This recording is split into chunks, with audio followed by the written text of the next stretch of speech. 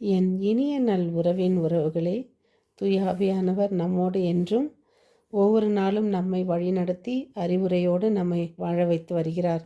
அன்னையின் அரவணைப்பிலும் பரிந்துரையாலும் நாம் தொடரும் சங்கீத தொடர்ச்சி 90, 16, 17. நாம் இன்று வாசிக்கும் முதல் வாசகம் தொடக்க நூல் 21:5, 8:20. ஆபிரகாமுக்கு குழந்தை பிறப்பு. அவருடைய குழந்தை பால்குடி நின்ற பிறகு ஆகாரோட பிள்ளையோடு பழகும்போது அங்கு சாராளுக்கும் ஆகாருக்கும் மனக்கசப்பு. மற்றும் மத்தேயு 8:28-34. கலிலேயரிடையே கதிரன் வாழ்ந்த பகுதி இயேசு அங்கு சென்ற பொழுது பேய்களை ஓட்டி அங்கே இருக்கிற அந்த மனிதரை அதை விடுவித்து அதை பன்றிகளுக்குள் புக செய்து அவை அனைத்தும் செங்குத்து பாறையில் விழுந்து அழிந்து விடுகின்றன. ஆனால் ஆண்டவரை தெரிந்து கொண்ட அந்த பன்றிகள், நீர் எங்களை ஓட்டுவதாயிருந்தால் அப்பன்றிகள் அதுங்களே சூஸ் பண்ணி பாருங்கள், எப்படி அந்த பன்றிகள் கூட்டத்திற்குள் எங்களை அனுப்பும் என்று. அதுக்கு முன் அவர்கள் கேட்குது, இறைமகனே, இங்கு உமக்கு என்ன வேலை? எங்களை குறித்த காலம் வரும் முன்னே எங்களை வதைக்கவா இங்கே வந்தீர் என்று. அதான், எல்லாவற்றுக்கும் ஒரு காலங்கள் உண்டு. இறைமகன் ஒவ்வொன்றுக்கும் ஒரு கால நேரத்தை உருவாக்கி இருக்கிறார். இன்று கூட்டத்திலிருந்து ஒருவர் எழுந்து, ஒரு நாள் ஒரு பெரிய கான்ஃபரன்ஸ் நடக்குது. அந்த கான்ஃபரன்ஸில் ஒரு கூட்டத்தில் எழுந்து கர்தினாலை பார்த்து ஒருத்தர் கேட்குறாரு, நீங்கள் பேயை பார்த்திருக்கிறீர்களா என்று. அதற்கு கர்தினால், நான் பேயை பார்த்ததில்லை, ஆனால் எல்லா இடங்களிலும் பாவத்தை பார்க்கிறேன் என்றார். அவரது பதிலில் புதைந்து கிடந்த உண்மை என்ன? எங்கே பாவம் இருக்கிறதோ அங்கே பேயும் இருக்கும். பேயை விட்டு விலகி நாம் வாழ விரும்பினால் எப்படி பன்றிகளை விட்டு யூத மக்கள் வெகு தூரத்தில் வாழ்ந்தார்களோ அதே போல் நாமும் நம் பாவங்களை விட்டு வெகு தூரத்தில் வாழ முன்வர வேண்டும்.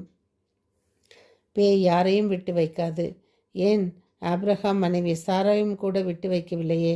அவருக்கும் சோதனை வந்தது. அவர் அந்த மனதிற்குள் நினைத்தார் பாருங்க, அவருடைய மகன் வேறு, என்னுடைய மகன் வேறு, என்னுடைய பிள்ளை அவரோடு பங்காளி ஆகக்கூடாது என்று. அதான், அந்த பொறாமை என்பது நமக்குள் வந்துவிட்டால் அதுவே ஒரு பெரிய சாத்தான். சாரா மனதிலும் நுழைந்ததல்லவா? சாரா செய்தது சரி என்று நம்மில் பல பேர் நினைத்து கொண்டிருக்கலாம்.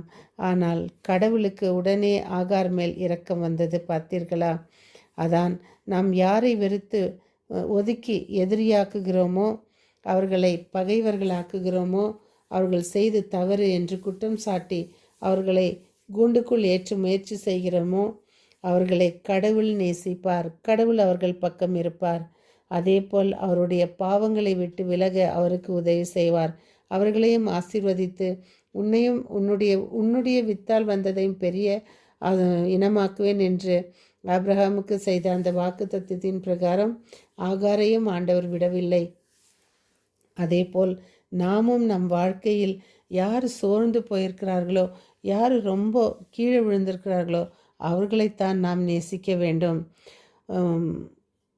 ரொம்ப நமக்கு பார்க்கும்போதே அவங்கள தெரியும், அவங்க இப்போ சரியாக படிக்காத பிள்ளையா, டீச்சர் அவர்களைத்தான். ஏன் ஜீசஸ் அந்த ஆட்டை ஏன் தோல் மேல் வைத்தார்? ஏன் அவர் மடிமேல் அது அமர்ந்தது? அது எங்கு தவறி மீண்டும் அடிபட்டு ஆல்ரெடி இருக்குது, இன்னும் எங்கே தவறி போயிடுமோ என்ற அந்த பயத்தினால்தான் அதை ஆண்டவர் அவருடைய தோல் மேல் வைத்தார், அவருடைய மடி மீது அமரச் செய்தார். நாம் ஒவ்வொருவரும் இயேசுவின் மடியில் அமர முயற்சி செய்வோம். அது நடக்குமோ நடக்காதோ தெரியாது, ஆனால் நாம் முயற்சியாவது செய்வோம்.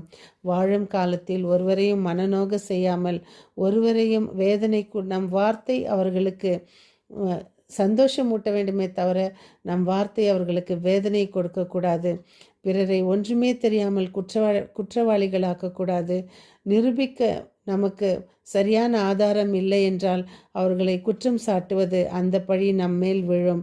அதனால் நமக்கு எந்த ஒரு விஷயத்துக்கும் நாம் அந்த மாதிரி இருக்கக்கூடாது. ஒரு பையன் முதல் பள்ளிக்கு செல்கிறான். ஒரு ஏழ்மையான குடும்பம் என்றால் அடுத்த வேளை கூட சாப்பாடு கிடையாது. ஏதோ அம்மா ஒரு இட்லி கடையில் மிச்ச மீதி வைத்ததை கொடுத்துவிட்டு பள்ளிக்கு போகிறான். அவன் இருப்பதே யாருக்கும் தெரியாது. ஏனென்றால் அவன் ஒரு பெரிய வீட்டு பிள்ளை அல்ல.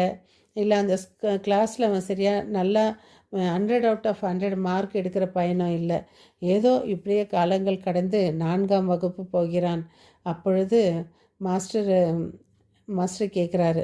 அந்த பையன் பெயரை சொல்லி, இன்று அதிக மதிப்பெண் எடுத்த இந்த பையன் என்பது கடைசி பெஞ்சில் உட்கார்ந்திருந்த அவனை எல்லோரும் திரும்பி பார்க்கிறார்கள். அப்பொழுது இந்த பையன் மனதில் உதித்தது ஒரு நல்ல ஒரு ஆரம்பம். அவனுக்கு எப்படி அந்த வெளிச்சங்கள் அத்தனை வந்தது, எப்படி அந்த 1000 மின்விளக்கு போல் அவனுக்கு மனதில், ஓ நாம் நல்லா படித்தா நம்மளை எல்லாரும் திரும்பி பார்ப்பாங்களோ, நம்ம நல்லா மார்க் எடுத்தால் நம்மளை எல்லாரும் திரும்பி பார்ப்பாங்களோ. அன்று அவன் அதை முன்வைத்து அவன் ஒரு படித்து பட்டதாரியாகி தன் தாய் தந்தையை நல்ல கவனித்து வரும் அந்த ஒரு குடும்பத்தை, அந்த பையனை போல நாம் யார் நம்ம சூழ்ந்திருக்கிறார்களோ, யார் வேதனையில் இருக்கிறார்களோ அவர்களுக்குத்தான் நம் உதவி தேவைப்படும், அவர்களுக்குத்தான் நம்முடைய அன்பு தேவைப்படும், அவர்களுக்குத்தான் நம்மளுடைய இரக்கம். அந்த இரக்கம் இறைவன் தரும் இரக்கமாக இருக்க வேண்டும். அதனால் நாம் ஒருவரையும் மனநோக செய்யாமல் அவர்களை ஆதரிக்க முயற்சி செய்வோம். மீண்டும் சந்திக்கும் வரை உங்கள் அன்பு தோழி.